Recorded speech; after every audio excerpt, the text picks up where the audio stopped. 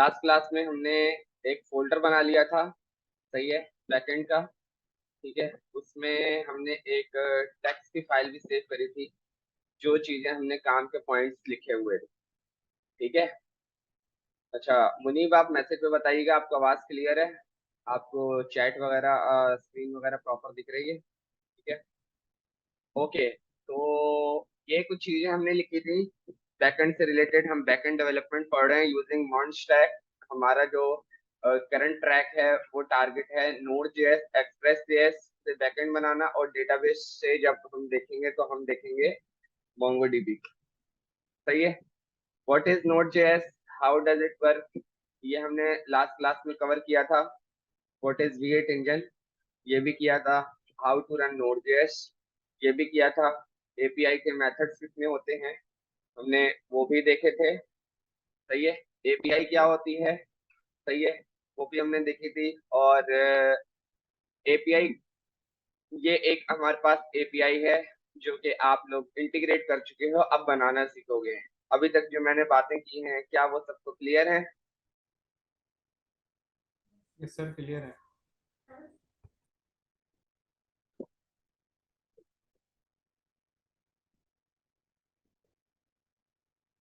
Okay, Munib आप भी respond कीजिए। ओके, तो फिर ओके। अच्छा, अब हम आगे जाते हैं। ऐसा करते हैं, एक दूसरी क्लास का फोल्डर बना लेते हैं। ठीक है, इसको मैं यहाँ से बंद कर देता हूँ। एक दूसरा फोल्डर बना लेते हैं, सही है, ताकि फिर हम उसमें जो है आगे आगे की मेन चीजें हम देखें। मैं एक क्लास 2 का फोल्डर बना लेता हूँ, क्लास डैश 0। ठीक है, क्लास 2 में मैं आ गया, और यहाँ पर सबसे पहले मैं बना लूंगा क्या, कमांड प्रॉम्प्ट खोल लेता हूँ, जिससे मैं अपना मामला देखूंगा। और यहाँ पर मैंने सबसे पहले मुझे पैकेट डॉट जेसन की फाइल क्रिएट करनी होगी। ठीक है, उसके लिए मैं कमांड लिखूंगा। मैंने आपको बताई थी, अगर यहाँ कमांड नहीं लिखी हुई तो हम यहाँ कुछ कमांड लिख देते हैं। कमांड्स, MMAND, सही है, npm init -y, सही है, for creating package dot JSON file. सही है, अगर आपने पैकेट डॉट जेसन की फाइल क्रिएट करनी है तो आपको ये कमांड लिखनी है। इसको कॉपी करते हैं और आ जाते हैं, हम अपने यहाँ लिख लेते हैं, एंटर करते हैं। और मेरे पास प्रॉपर तौर पर जो है सब कुछ रेंडर हो गया है। तो ये भाई आपकी ये पैकेट डॉट जेसन की फाइल क्रिएट हो गई, जाकर देख लेते हैं। बिल्कुल वैसे ही है, पैकेट डॉट जेसन की फाइल क्रिएट हो गई है। और इसको अब हम कहाँ खोल लेते हैं, VS कोड।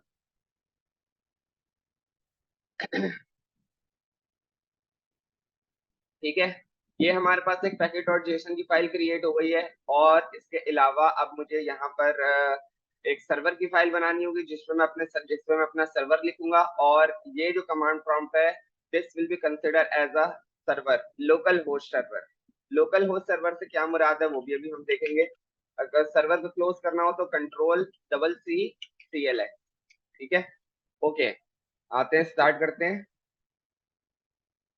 और यहाँ पर मैंने एक फाइल बना ली, सर्वर डॉट जेएस। ठीक है, सही है, सर्वर डॉट जेएस की मैंने एक फाइल बना ली है। और यहाँ पर कुछ कंसोल पे रेंडर करवा लेते हैं। const hello is equal to, click here to ask black box to help you code faster, no, hello is equal to welcome to class 2 of backend development। ठीक है, और इसे कंसोल में हम रेंडर कर देते हैं। देखते हैं हमारे पास आता है कि नहीं आता, जो कि डेफिनेटली आएगा, किसी किस्म का कोई मसला नहीं है। ठीक है, सेव किया। अच्छा बताओ क्या कमांड लिखेंगे सर्वर को रन करने के लिए?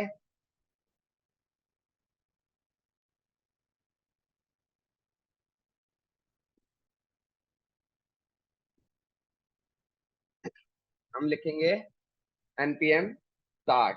ठीक है, npm start, ठीक है, बिल्कुल npm start लिखा है।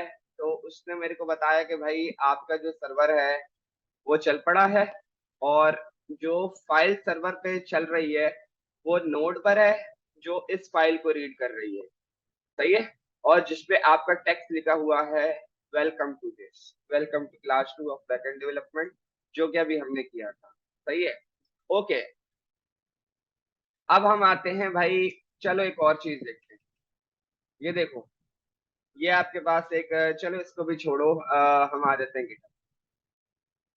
मैंने github.com का मेन पेज को सिर्फ क्या किया है, पेज को रेंडर करा है, उसने मुझे इतना सब कुछ ला के दे दिया, ठीक है। तो डेफिनेटली अगर मैं इसको कॉपी करूं, कंट्रोल टी करके, अगर मैं कंसोल को खोलूं, सही है, ये मेरे पास एक कंसोल है, ठीक है, और इधर मैं अगर कंट्रोल वी करूं, तो देखो अगर हम बात करें, ये तो हो गया ये वाला, एक मिनट इसको कॉपी करके अगर इधर ले, देखो ये वाला जो एरिया हाईलाइट किया हुआ है, ये तो ये है कि जो github.com का जो सर्वर है, इसकी बात कर रहा हूं मैं, इसकी, वो इधर डिप्लॉय हुआ है, लेकिन जो स्लैश का राउट है विच इज दिस, उस स्लैश की एपीआई पे आपका ये डेटा रेंडर हो रहा है सारा। मेरी बात समझ में आ रही है? जो आपके पास सबसे पहला स्लैश राउट होता है, वहां पे डेफिनेटली कुछ ना कुछ रेंडर हो रहा होता है, जो कि ये है। अगर आप यहाँ पर आओ और आप मैं खोलता हूँ गूगल का राउट, तो गूगल का अगर हम इस वाले पार्ट को हटा दें और बिल्कुल इस वाले को अब मैं अगर रेंडर करूं, पहले मैं इसको कॉपी कर लेता हूं और मैं रेंडर करता हूं। तो अब हम जरा इसको कॉपी करके देखते हैं अपने पास यहाँ पर, ठीक है। तो देख रहे हो स्लैश पर आपके पास ये कुछ रेंडर हो रहा है, ठीक है। तो सबसे पहले आपका जो रूट बनता है वो होता है स्लैश, कि भाई स्लैश पे क्या रेंडर करना है, ठीक है। उसके बाद आप आते हो कि भाई स्लैश करके अगर लिखो शहजादा अहमद, तो भाई ये वाला डेटा रेंडर करना जो उससे रिलेटेड होगा। यहाँ पर मैंने क्यूरी बता दी, ठीक है ना। आपके पास यहाँ पर अगर इसकी बात करें, तो इसमें ये है कि आपके पास जो डिप्लॉयमेंट सर्वर का जो यूआरएल है वो ये हो गया, और रूट आपका ये हो गया। मेरी बात समझ में आ रही है? मुझे कमेंट्स में बताइए, मैसेजेस में।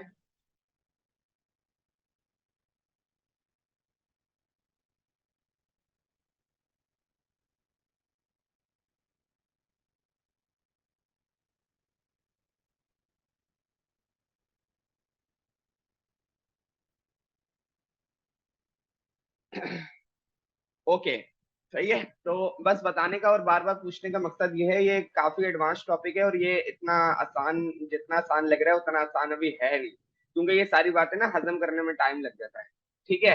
तो आज इंशाल्लाह कोशिश करते हैं कि भाई हम अपना एटलीस्ट स्लैश वाला जो राउट है वो बनाकर भी देखें और इंटीग्रेट भी कर कर देखें, सही है।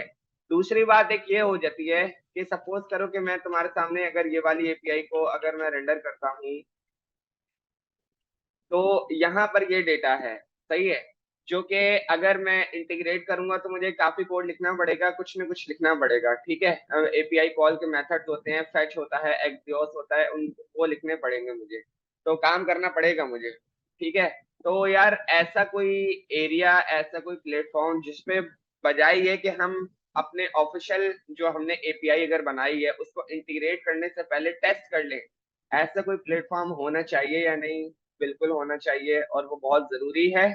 सॉफ्टवेयर क्वालिटी एश्योरेंस का जो डिपार्टमेंट होता है which is a QA department, उसके वो भी आपकी एपीआई को प्रॉपर क्यूए करता है कि किसी किस्म का कोई मसला, कोई एरर है तो नहीं।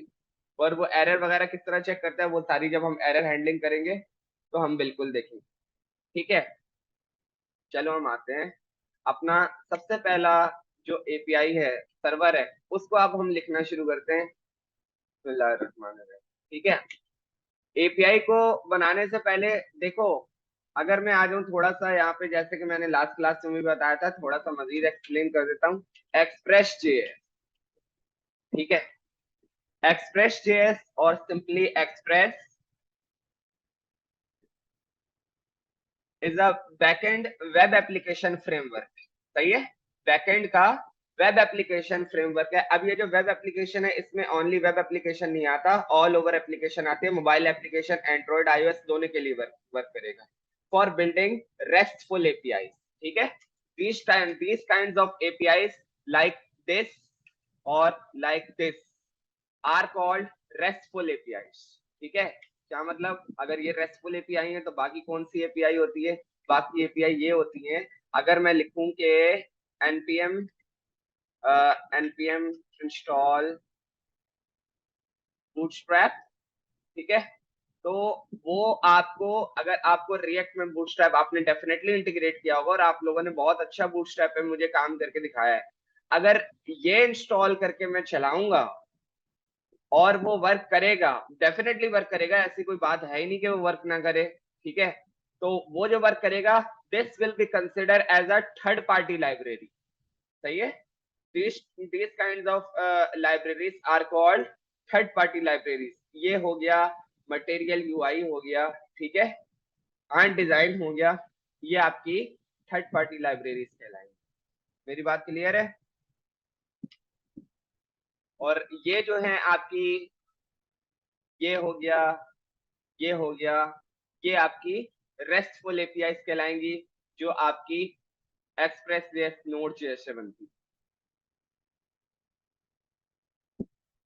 ठीक है, ओके, हम आ जाते हैं वापस कहां पर, हम कहां से, building restful API with Node JS release as free and open source software under the MIT licence. हर जगह ये जो ओपन सोर्स लिखा हुआ नजर आ रहा है, इसका ये मतलब है सबके लिए ओपन है। ठीक है, पेड अभी वर्जन नहीं है। सही है, क्योंकि इसका पेड वर्जन नहीं है। ठीक है, वरना तो फिर बड़ा मसले मसाइल हो जाएंगे। It is designed for building web application and APIs. It has been called de facto standard server framework for Node.js.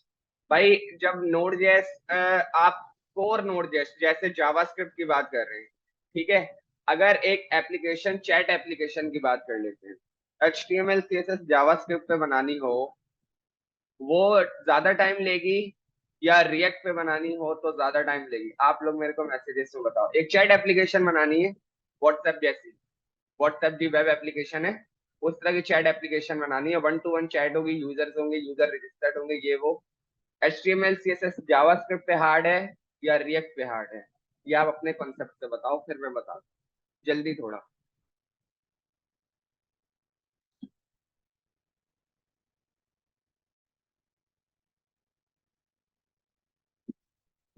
HTML CSS JavaScript पे हार्ड है या रिएक्ट पे हार्ड है? अपने आंसर पूरे लिखने।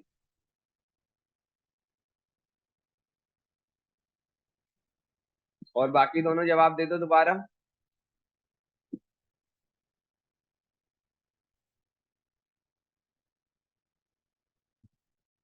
जी, सही है। HTML CSS जावास्क्रिप्ट पे अगर बनाएंगे ना तो बेतहाशा बहुत लंबी हो जाएगी, और उसमें तो कंपोनेंट्स भी नहीं है, ये सारे मसले मसाइल, बहुत हार्ड हो जाएगा। ठीक है, बन जाएगा, ऐसा नहीं है नहीं बनेगा, बन जाएगा, आप लोग बना लोगे। सही है, लेकिन अगर रिएक्ट पे बात करेंगे तो वो आपके लिए काफी सारे मामला आसान कर देता है। ठीक है, हम जो एपीआईज बनाएंगे वो एक्सप्रेस जेएस पे बनाएंगे। राइट नाउ मॉडर्न और बिल्कुल लेटेस्ट टेक्नोलॉजी के मुताबिक अब जो मर्न पे एपीआईज बनती हैं, वो एक्सप्रेस जेएस पर बनती हैं, जो एक रैपर है। रैपर मतलब नोड जेएस पर लिखा गया है। ठीक है, नोड जेएस पर लिखा गया है। What is express JS use for? वही जो बात उन्होंने ऊपर की हुई है, it is use to build a single page, multi page and hybrid web application from back end. ठीक है, बैक एंड के लिए। अच्छा, तो इसका मतलब है कि नोड जेएस पे एपीआई नहीं लिख रहे हैं, नहीं, नोड जेएस पे एपीआई नहीं लिख रहे हैं, एक्सप्रेस जेएस पे एपीआई लिख रहे हैं। वो पीछे से क्या करेगा अपना कोड, जैसे कि मैंने आपको बताया था, अगर आप एक फंक्शन लिखोगे इस तरह का, किस तरह का फंक्शन, ब्राउजर को अगर आप बोलो एक फंक्शन रन करना है, सही है, तो ब्राउजर को तो ये पता है, हाँ भाई ये चीज मुझे पता है, console.log, ब्राउजर आपके इस फंक्शन को जानता है। सही है, ब्राउजर आपके जावास्क्रिप्ट को रीड करता है। ठीक है, एक तो फंक्शन ये हो गया, ये हो गया नॉर्मल ट्रेडिशनल फंक्शन। एक होता है ये, launch hello is equal to this, console dot log, ये फंक्शन भी सेम ही काम करेगा, लेकिन क्या, ये एडवांस्ड जावास्क्रिप्ट इक्मास्क्रिप्ट का फंक्शन है। ब्राउजर बोलेगा ये क्या है, तो उसके लिए एक कंपाइलर एक ट्रांसपाइलर है जो ये कोड रीड करके ब्राउजर को बताएगा कि यूजर ने ये लिखा है, सही है, विच इज बेबल, सही है। और जैसे कि मैंने आपको बताया होगा, बेबल जेएस, ठीक है। Babel is a free and open source JavaScript transpiler that is mainly used to convert ECMAScript 20 plus code into backward compatible JavaScript code that can be run by older JavaScript, ठीक है, engines. It allow web developers to take advantage of the newest features of the language, सही है। तो आपने कहने का मकसद ये है कि अब जो लेटेस्ट कोड है एपीआईज का वो एक्सप्रेस जेएस पर लिखा जाता है, वही कोड अगर नोड जेएस पे लिखोगे तो बहुत लंबी होगी, उतनी ही लंबी होगी जितना आप रिएक्ट वाला काम एचटीएमएल सीएसएस पे कन्वर्ट करोगे। मैं उम्मीद कर रहा हूं आप लोग मेरी बात को समझ गए होंगे, ठीक है। ओके, चलो हम अपनी फर्स्ट एपीआई को लिखना स्टार्ट करते, ठीक है, हम उसको लिखना स्टार्ट करते हैं। मैं यहाँ पर आता हूँ और इसको बंद कर देता हूँ। कुछ हमें थर्ड पार्टी लाइब्रेरी स्टार्ट करनी होगी, कुछ आपको कमेंट्स लिखने होंगे, जिस तरह मैं लिख रहा हूँ उसी तरह काम करोगे तो आपको आगे जाके परेशानी नहीं होगी। कोई भी दूसरा बंदा आपका कोड रीड करेगा तो उसको भी इंशाल्लाह ताला मसला नहीं होगा, ठीक है। यहाँ पर हम लिख देते हैं बैकएंड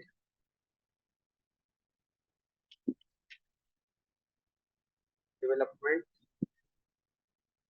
सही है, और क्रिएटिंग सर्वर एप्लीकेशन यूजिंग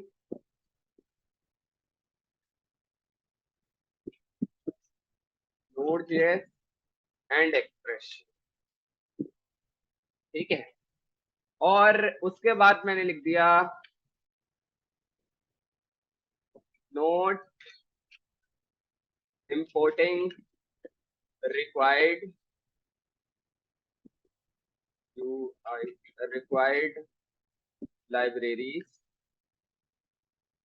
सही, importing required libraries, जिसके लिए मैंने बराबर में बोल दिया पैकेट डॉट जेसन, ठीक है।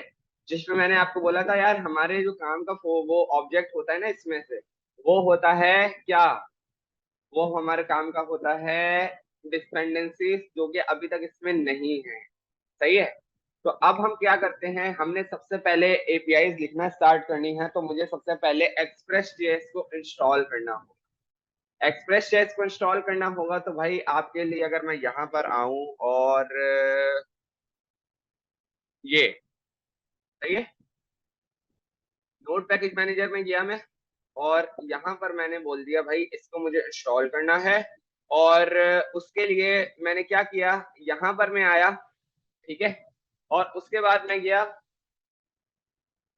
मैंने अपने सर्वर पर आया और control double C CLS control, not this, ये गलत कॉपी हुआ है, अभी मैंने कॉपी किया था पता नहीं क्यों नहीं हुआ, copy clipboard control we npm install है।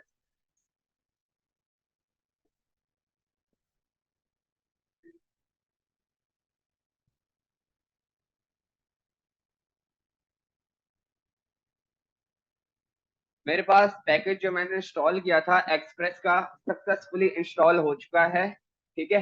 अब मैं जाके देखता हूँ कि अच्छा आप देख रहे हो क्या हुआ है, जैसे ही मैंने ये वाला पैकेज इंस्टॉल किया है आपके सामने, मेरे पास यहाँ पर दो फाइलें थी which is package dot JSON और सर्वर डॉट जेएस, अब दो और फाइलें बन गई हैं, बल्कि एक फाइल और बनी है और एक फोल्डर बन गया है, उसको बाद में देखते हैं। सबसे पहले पैकेज डॉट जेसन को जरा रिव्यू कर लेते हैं। भाई उसने क्या किया है, मेरे पास डिपेंडेंसीज का ऑब्जेक्ट बनाकर दे दिया है और उसने बोल दिया है कि एक्सप्रेस की आपके पास एक थर्ड पार्टी लाइब्रेरी इंस्टॉल हो चुकी है which is a version of 4.18.2, okay, ठीक है। तो आपके पास पैकेज लॉक डॉट जेसन की जो फाइल है, सही है, इसको आपने बिल्कुल रिव्यू नहीं करना, इसको बिल्कुल नहीं छेड़ना, इसको पड़े रहने देना जैसे मर्जी हो जाए, सही है, इसको कुछ नहीं करना। और नोड मॉड्यूल्स ये बिल्कुल वैसे ही नोड मॉड्यूल्स हैं जैसे कि मैंने आप लोगों को पहले रिएक्ट और रिएक्ट नेटिव के टाइम पर बताया था कि भाई यहाँ पर आपके पैकेजेस पड़े हुए होते हैं। पैकेजेस जो आपके पास इंपोर्ट करके बुलाते हैं वो असल में इसके अंदर जाकर पड़े हुए होते हैं। अगर मैं कंट्रोल एफ करके यहाँ पे लिखूं एक्सप्रेस, देख रहे हो एक्सप्रेस हाईलाइट हो गया और उसके अंदर उसकी सारी चीजें हो रही हैं। ठीक है, तो एक्सप्रेस अगर मैं कॉल करूंगा तो वो यहां से निकल कर आएगा। ठीक है, नोड मॉड्यूल्स भी हमारे हो गए। अच्छा, अब मुझे एक और फाइल बनानी है। सबसे पहले आप मुझे मैसेजेस में ये बताओ कि गिट किस किस को चलाना आता है। हम ऐसा करते हैं 5 मिनट में स्टार्ट करते हैं, अजान हो रही है। ठीक है, 5 मिनट का वेट ले लें।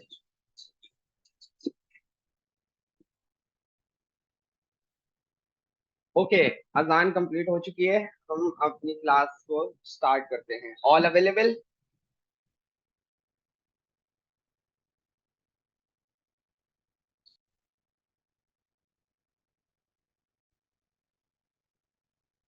ओके, ठीक है।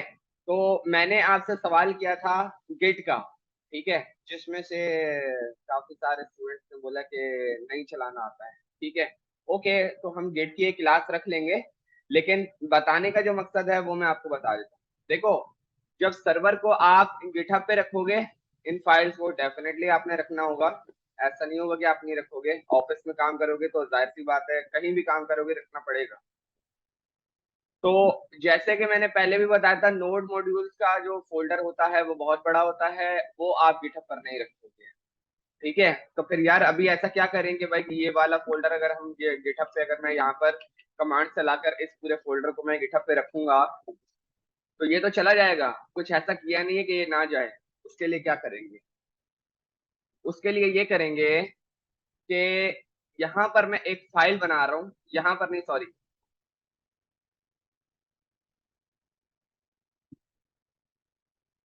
यहाँ पर मैंने फाइल बनाई उसके रूट पर, और उसका नाम लिखा डॉट गेट इग्नोर, एंटर मार दिया, और ये मेरी एक फाइल बनकर आ गई डॉट गेट इग्नोर। यहां पर मैंने लिख दिया नोड अंडरस्कोर, बिल्कुल वही स्पेलिंग जो उस फोल्डर की रखी हुई है या जो उस फाइल की रखी हुई है जिसको तुमने गिटहब पर नहीं रखना। सही है, तो अगर यहाँ पर नोड मॉड्यूल्स को मैंने लिख दिया है तो अब जो है जब गिटहब की मैं कमांड चलाना शुरू करूंगा तो ये वाला जो डेटा है जो गेट इग्नोर में रखा हुआ है वो गिटहब पर सेंड नहीं होगा। सही है, just because of git ignore file. सही है, क्लियर है ये बात?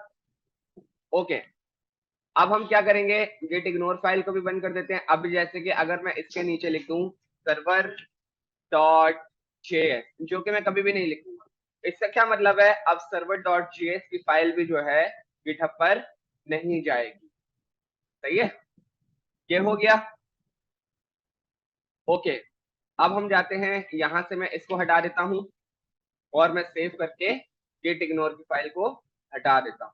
ठीक है, मैं आता हूं, मैंने लिखा const express EXPRESS is equal to require, मुझे इंपोर्ट करना है। ठीक है, मुझे कॉल करना है। ठीक है, तो मैंने लिखा रिक्वायर और यहाँ पे लिख दिया भाई क्या क्या पड़ा हुआ है हमारे पास इंस्टॉलेशन में। एक्सप्रेस अगर मैंने यहाँ पर पूछा उससे कि भाई बताओ मेरे पास एक्सप्रेस है, उसने बोल दिया कि हाँ भाई एक्सप्रेस है। ठीक है, तो इसको आप इस तरह आप कोई भी डेटा अपने पास इंपोर्ट कर सकते हो। हम इंपोर्ट एक्सपोर्ट बाद में देखेंगे, अभी हम कॉमन जीएस वाली फंक्शनैलिटी से सर्वर को लिख रहे हैं। कॉन्स्ट एक्सप्रेस, एक्सप्रेस को मैंने रिक्वायर कर लिया, मंगवा लिया, कहां से, रिक्वायर एक्सप्रेस। अब ये जो रिक्वायर करके एक्सप्रेस से मेरे पास आया, ठीक है, वो असल में कहां से आया, वो असल में पैकेट डॉट जेसन से। यहाँ पर जो मेरे पास एक्सप्रेस सेव है ये मेरे पास यहाँ से आया। मुझे बताओ यहाँ तक की बातें किस किस को क्लियर हैं?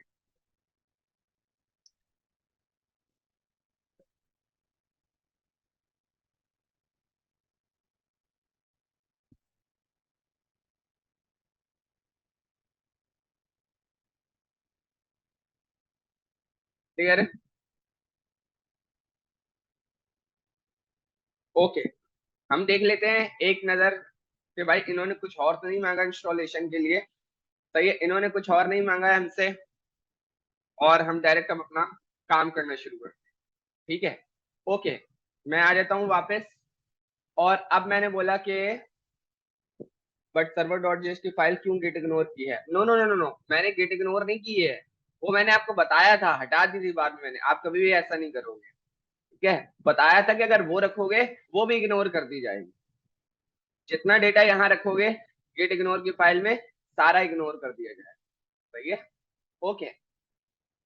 अब आपके पास, अब आपने क्या करना है, आपने एक्सप्रेस को मंगवा तो लिया। यहां पर मैं एक हेडिंग डाल देता हूं, कमेंट लिख देता हूं कि ग्लोबल वेरिएबल, वेरिएबल्स पीएल। ठीक है, आपका सर्वर ऑलवेज किसी ना किसी पोर्ट पे रन होगा। पोर्ट मतलब जैसे कि आपका जो, अगर हम रिएक्ट की बात करें, लोकल होस्ट 3000 पे रन होता था।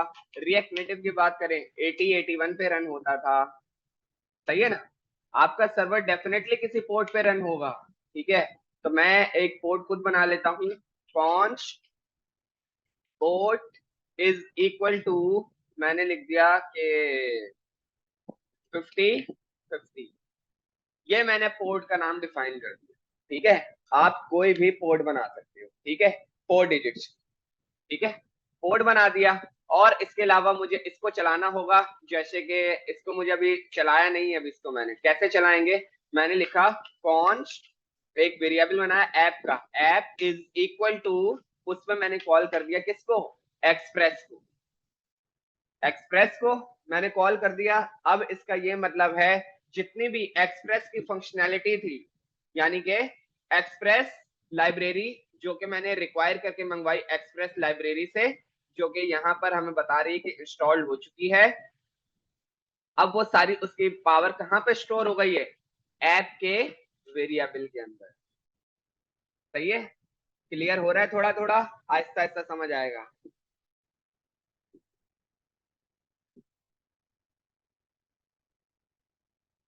ओके,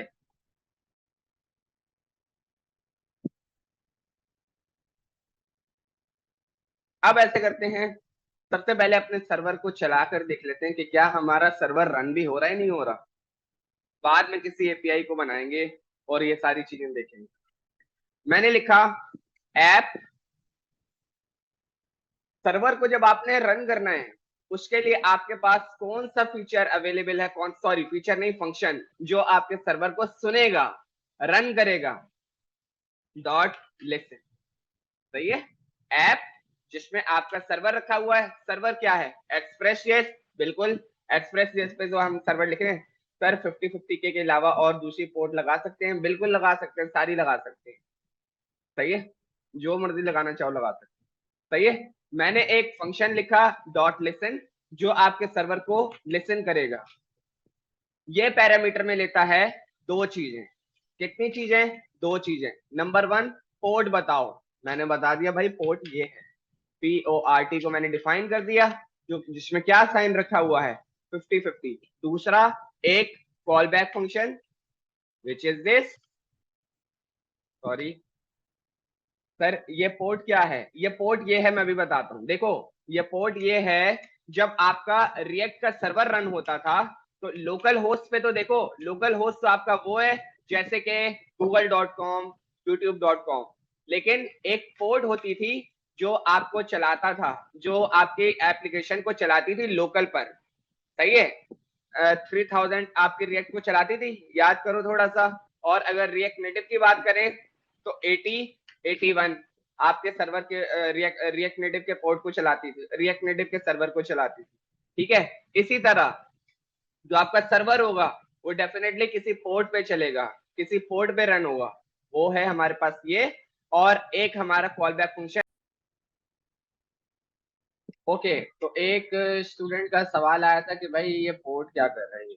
पोर्ट के आगे मैंने नंबर दिया है 5050, ये 5050 क्यों दिया है, और ये पोर्ट यहाँ पास हुई है, और इसका क्या मतलब है, और ये क्या है। ठीक है, सबसे पहले तो देखते हैं कि ऐप जिसके अंदर हमारा सर्वर रखा हुआ है, which is this server call हुआ है ऐप के वेरिएबल के अंदर।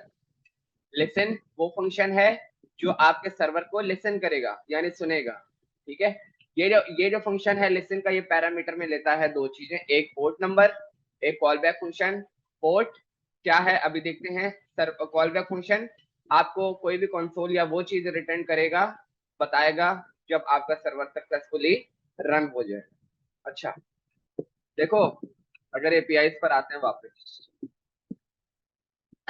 ये भी एपीआई है, ये भी है, और ये भी है, सही है, और ये भी है। इसकी अगर बात कर ले तो ये जो एपीआई है ये किसी किसी नहीं, यकीनन आपको दिख रहा है HTTPS के मॉड्यूल पर रन हो रही है, ठीक है।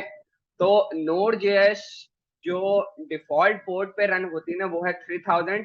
यकीनन कोई HTTP मॉड्यूल होगा जिसपे Node.js के सर्वर रन होगा, तो वो जो उसका डिफॉल्ट पोर्ट नंबर होता है वो 3000 है। बिल्कुल गूगल से अगर हम बात करें तो वो यही कह रहा है कि what is port number of Node server? The default port for Node.js is typically port 3000 when a Node.js application is run using the HTTP module. HTTP module से क्या मुराद है अभी हम करेंगे तो आपको और समझ में आएगा। It will listen on port 3000 by default if no specified port is specified. क्या मतलब, क्या मतलब इसका ये मतलब है कि 3000 बाय डिफॉल्ट तो है, 3000 पे चलेगा, लेकिन कोई और अगर रख दोगे तो कोई मसले वाली बात नहीं है, जैसे कि मैंने अभी आपके सामने 50-50 रखा हुआ है, ठीक है। चलो अब हम ऐसे करते हैं, चलाकर देख ही लेते हैं कि भाई हो क्या रहा है, चल किस तरह रहा है। मैंने ये जो कॉल बैक फंक्शन पास किया हुआ है, सही है, मैं आता हूँ इसके अंदर, मैं लिख लेता हूँ console.log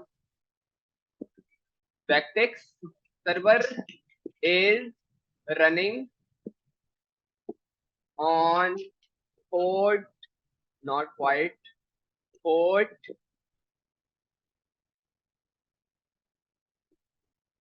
port, ठीक है। ये मैंने एक कंसोल चला दिया किसके अंदर, सर्वर के अंदर, सर्वर के जो कॉल बैक फंक्शन है उसके अंदर। If this console run successfully that means your application, your backend server is working absolutely fine still yet without any error, सही है। तो हम आते हैं और इसको रन करते हैं, सेव किया और वापस आता हूं मैं। आपको अपना सर्वर जो है रीस्टार्ट करना होगा, Ctrl+C CLS और npm not npm install express, npm start। Server is running on port 5050। Congratulation, आपका सर्वर प्रॉपर वर्क कर रहा है। और यहाँ तक के काम में किसी का अगर कोई सवाल है पहले वो पूछ लो, उसके बाद हम आगे कंटिन्यू करते हैं, क्योंकि आपने एक छोटी सी सक्सेस पाई है। आपने अपना जो सर्वर है उसको रन किया है और उसको सर्वर पर चला कर देखा है, जिसपे वो बता रहा है, अच्छा देख रहे हो, अब वो आपको ये जो बार बार ये वाइट वाइट बता रहे नीला वो कि ये डैश डैश आ रहा है, इसका मतलब है अब ये चलता रहेगा, कोई और रिक्वेस्ट आएगी कुछ भी आएगा अब वो उसको सुनता रहेगा, ठीक है। किसी का कोई सवाल है तो पूछ लो, ठीक है भाई, सही है, ओके। तो हमने क्या किया, अपना सर्वर हमने रन कर लिया है, ठीक है। तो यहाँ पर आप 3000 लिखो, आप जो मर्जी पोर्ट लिखो, रिकमेंडेड है कि 3000 लिख लो, एटलीस्ट 4 डिजिट्स की लिखो, ठीक है। तो यहाँ तक का तो भाई हमारा काम हो,